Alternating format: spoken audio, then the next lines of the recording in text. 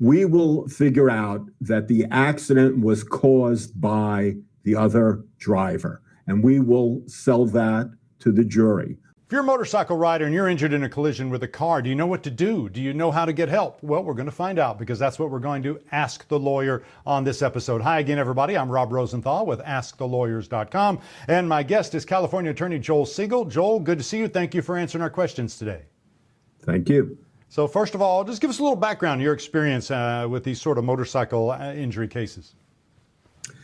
Well, we've been representing riders for over 35 years. On my website, we talk a little bit about my background, my history, and I started representing the Grateful Dead back in 1985. I was doing some legal work for the Rex Foundation, so I got to meet a lot of bikers in the backstage area, and I've met and represented a lot of different types of bikers. I've represented riders in Christian riding clubs. I've represented professional riders. When I say professional riders, I mean, my motorcycle clubs for lawyers, for doctors, etc.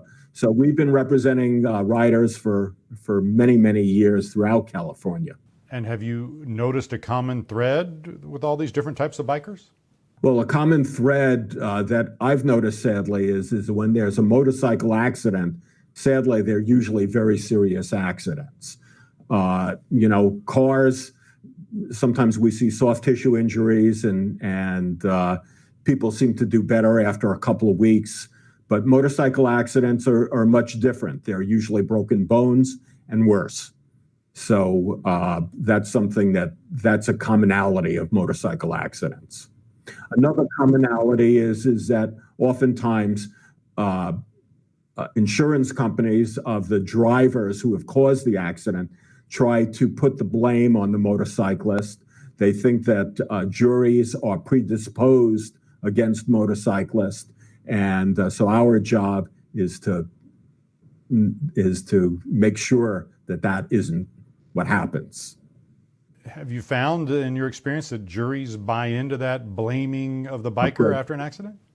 Well, sometimes they do, and sometimes the issue of speed, etc., are issues that juries glob onto. However, one thing about motorcycle riders as compared to car riders is I've yet to hear of a case where a motorcyclist is texting or doing something to distract him or herself while driving. So motorcyclists generally are paying much more attention to the road and to road conditions than drivers, and that's something that we always raise in all of our cases.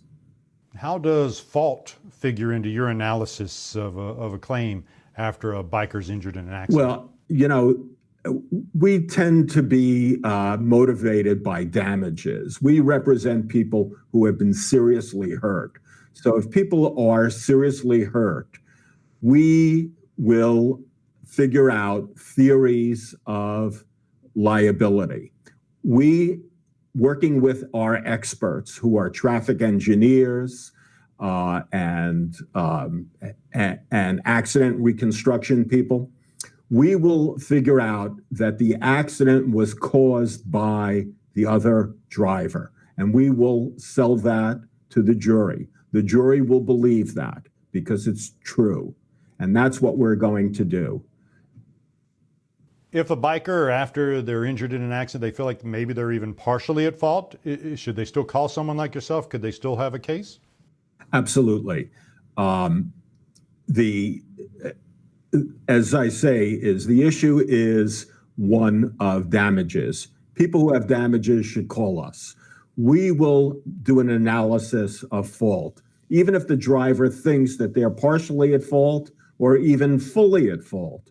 Let us look at the police report. Let us examine the accident scene, and let us do a background check of the other driver. After we do that, if there's no fault, we'll talk to you. But you know what? We'll find something. So give us a call. Explain comparative fault. Is that a thing in California, and how does that work?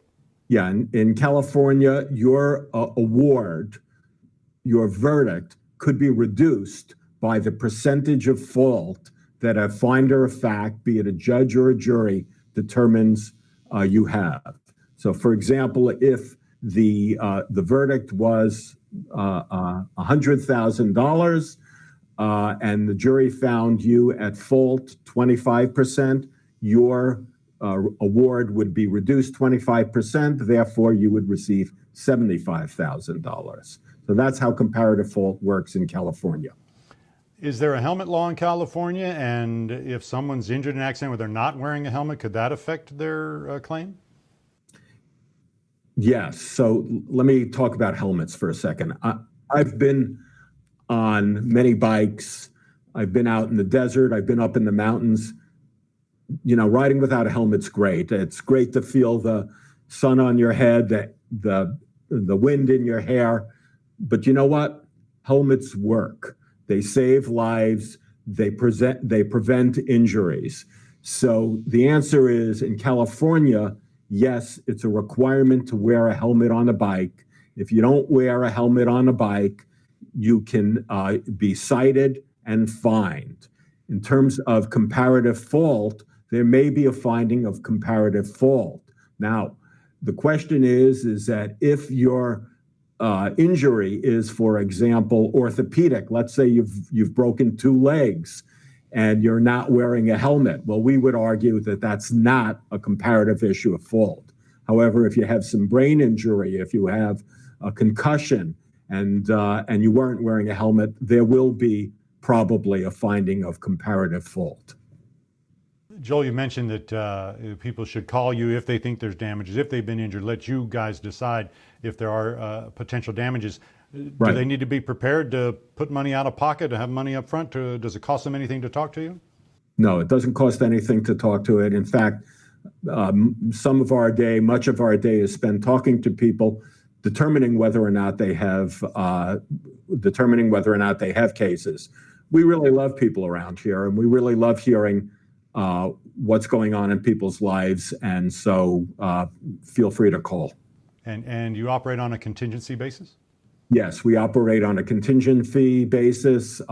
If we don't win, there's no charge. We'll even put in the contingent fee agreement that if we don't win, we may not come after you. We won't come after you for cost. So it's a no-risk issue. Lots of great information today, Joel. Thank you so much for making some time and answering our questions and helping us out. I appreciate it. Thank you. That's going to do it for this episode of Ask the Lawyer. My guest has been California Attorney Joel Siegal. Remember, if you want the very best information or you're ready to choose a lawyer that lawyers choose, head on over to askthelawyer.com. Thanks for watching. I'm Rob Rosenthal with Ask the Lawyers.